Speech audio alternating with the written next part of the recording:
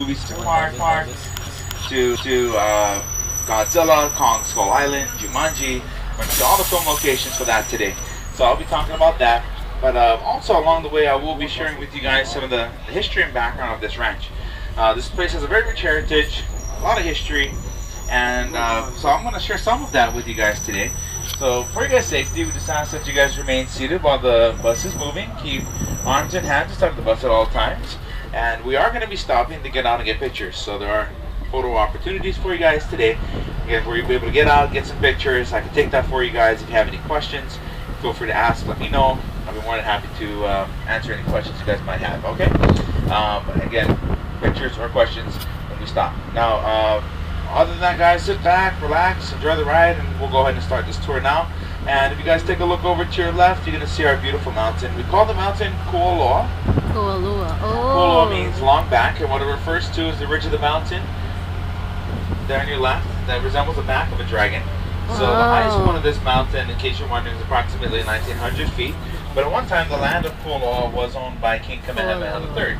It was offered and sold to Dr. Garrett P. Judd back in 1850 as a way for the king to show his appreciation of Dr. Judd for his years of hard work and service. Dr. Judd was actually a physician that traveled to the Hawaiian Islands in 1828, and he accompanied a group of Protestant missionaries. And when he got here, he renounced his U.S. citizenship and stayed here in the Hawaiian Islands.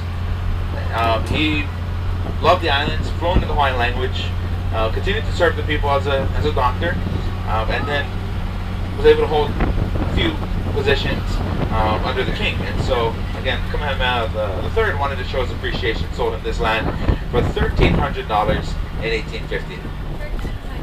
Coming up over here on your right side, in 1863, the very first sugar mill was built here by the Judd family. And it was actually Charles Hastings Judd.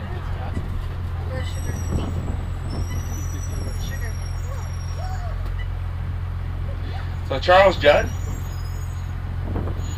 Dr. Judd's son, inherited this land and later also expanded the family's holdings, but in 1863 had built and operated the very first sugar mill built here on Oahu, out of lava rock and held together with cement made from crushed coral, as you can see there on your right.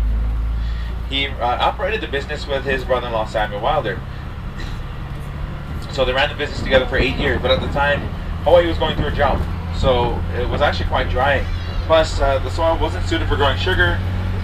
The rainfall, not much. Again, it was kind of dry. The salt air from the ocean, and so just a lot of things were really against them at that point while they tried to run the business. So after 8 years, they shut it down and they got into cattle ranching. Charles Judd really wanted to kind of move in that direction, and so after really trying, now the reason I tried so hard at the sugar mill was because that was the principal economic force here in Hawaii at the time. So there were a lot of sugar industries, a lot of businesses, a lot of plantations here in the islands, and that's the reason why the family wanted to do that. They had a lot of land. They figured that would probably work out best for them. That didn't work out too good for them.